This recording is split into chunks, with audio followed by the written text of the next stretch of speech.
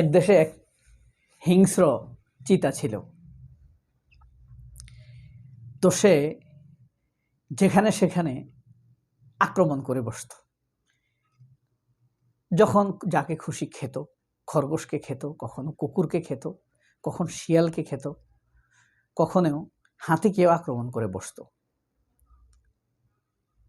তো সে লক্ষ্য করলো তাকে বুদ্ধি পরামর্শ দেওয়ার জন্য একটা শয়তান টাইপের লোক দরকার, মানে প্রাণী দরকার।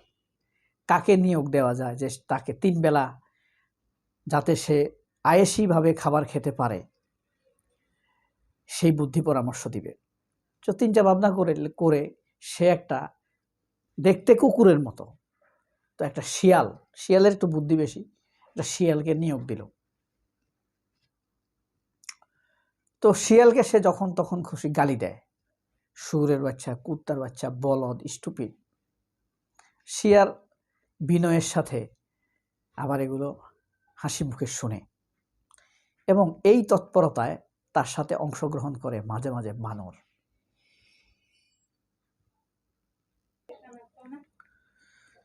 তো এই শিয়াল মাঝে মাঝে পরামর্শ দেয় ওই হিংস্র বাঘকে। তো বাঘ তাকে পরামর্শ দেয়, তুমি এখন ঘাপটি মেরে থাকো, আমি নিরপেক্ষ ভাব ধরে থাকবো। একদিন এই বাঘের উপরে সব প্রাণী ক্ষেপে যায়। আপনার বানর, খরগোশ, কুকুর সবাই ক্ষেপে যায় এবং সম্মিলিতভাবে এই বাঘকে আক্রমণ করে এবং সেই বাঘ পালিয়ে যেতে বাধ্য হয়। এই বাঘটাকে বলেন তো?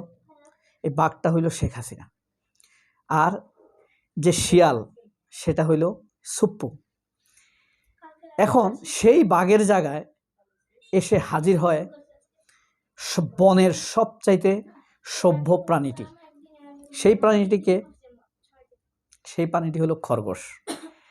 তো সে সেখানে বসে আর একরকম ওই শিয়ালটাকে বন্দি করে রাখে এবং সবাই তাকে সমীহ করতে থাকে। দুর্নীতিখোর, ঘুষখোর, খুনি সবাই তার উপরে ধীরে ধীরে বিরক্ত হতে থাকে, কারণ কেউ চুরি করে খেতে পারে না, ঘুষ খেতে পারে না। শিয়ালরা তো রীতিমতো বিরক্ত, কারণ এতদিন বাঘকে কুপরামর্শ দিয়ে সেখান থেকে ভাগ পেত, উচ্ছিষ্ট নিজেরা খেত, এখন সেটা পারে না। তো খরগোশ এমন এক সিস্টেম করার চেষ্টা করে যেন বাঘ কখনো আর প্রাণীদের উপরে এভাবে হামলা করতে না পারে, আক্রমণ করতে না পারে। সেই সিস্টেম প্রায় রেডি, কিন্তু বাস্তবায়ন করতে হলে লাগবে নতুন একটি প্রাণী, যাকে আমরা সবার সম্মতিতে বা নির্বাচিত প্রাণী বলতে পারি। তো নির্বাচিত হয়ে একটি প্রাণী আসলো আবার, সেটা হলো শুয়োর। এখনকার শুয়োরটাকে বাংলাদেশের ক্ষমতায়, নাম বললাম না, ঠিক আছে? তো ওই শুয়োর এসে আবার সেই ওই আগের বাঘের মতো চালানো শুরু করে। এখন সেই বাঘকে যে তাড়িয়েছে তারা আবার ধীরে ধীরে বিরক্ত হতে শুরু করে। সেই বিরক্তির ভাবটি এখন চলছে এবং এই বিরক্তির ভাবটি গত 1 সপ্তাহ যাবৎ আরও মারাত্মকভাবে বেড়ে গিয়েছে। এখন আপনার এই কর্মতৎপরতায় আপনি ধারণা করে নিতে পারেন এখন শিয়ালটাকে, পালানো বাঘটাকে আর খরগোশটাকে, বর্তমানে শুয়োরটাকে, এটা যদি আপনারা ধরে নিতে পারেন, তাহলে আমরা হলাম সেই বনের সব অন্যান্য প্রাণী, সকল প্রাণী। এই প্রাণীরা মিলেই আমরা তাদের সব কিছুকে নস্যাৎ করে দেবার চেষ্টা করছি। এখন সেই শিয়াল আবার হুক্কা হুয়া শুরু করে দিয়েছে।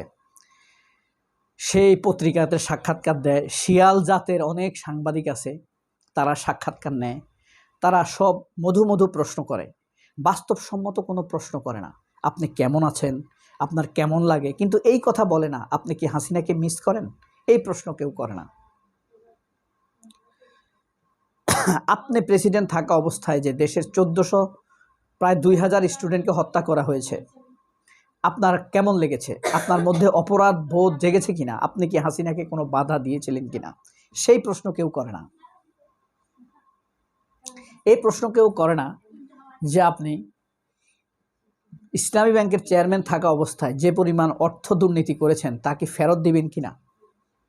এই প্রশ্ন কেউ করে না দুর্নীতি দমন কমিশনের পরিচালক হিসাবে আপনি যে সকল দুর্নীতিতে সম্পৃক্ত হয়ে পড়েছেন সেই অর্থ এখন কোথায়। এই প্রশ্ন করে না মালয়েশিয়াতে যে আপনার সেকেন্ড হোম হয়েছে সেই বিষয়টি কোথায়। এগুলো কিচ্ছু প্রশ্ন করে না। এখন কথা হলো এই যে সে আবার উল্টো সে বলছে যে আমাকে আগের শাসক বন্দি করে রেখেছে, আমাকে স্বাভাবিক কার্যক্রম করতে দেয় নাই, অথচ এইটা বলে না যে আমি স্বৈরশাসক ছিলাম এই জন্য ক্ষমাপ্রার্থী। অর্থাৎ এখনও সুপ্পুর মধ্যে কোনো অনুশোচনা নাই। তো জামায়াত তো উদ্বিগ্ন হবেই, জামায়াত তো ফুঁসে উঠবেই, জামায়াত তো ক্ষেপে উঠবেই।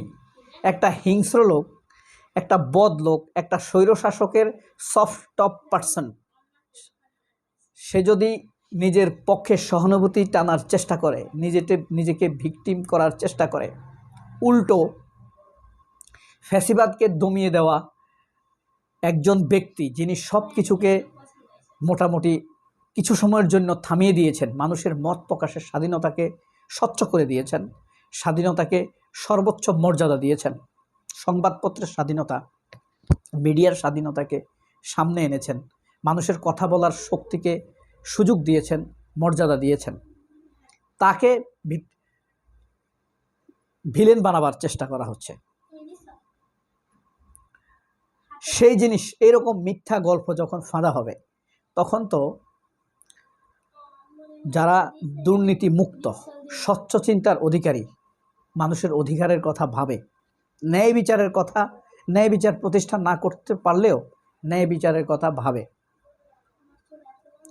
তারা তো খেপে উঠবেই। আরেক শুকরজাত সাংবাদিক মোস্তফা ফিরোজ এসব নিয়ে তৎপর হয়েছে।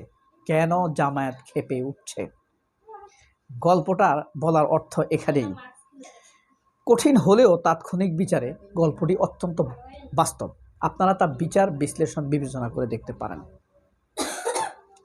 এদেশের মানুষ কি এই গল্পের প্রচ্ছদ চ্যাপ্টার আরও এগোতে দিবে, নাকি হঠাৎ করে সেই 24-এর মতো ধুমধাম করে সব গল্পকে থামিয়ে দিবে।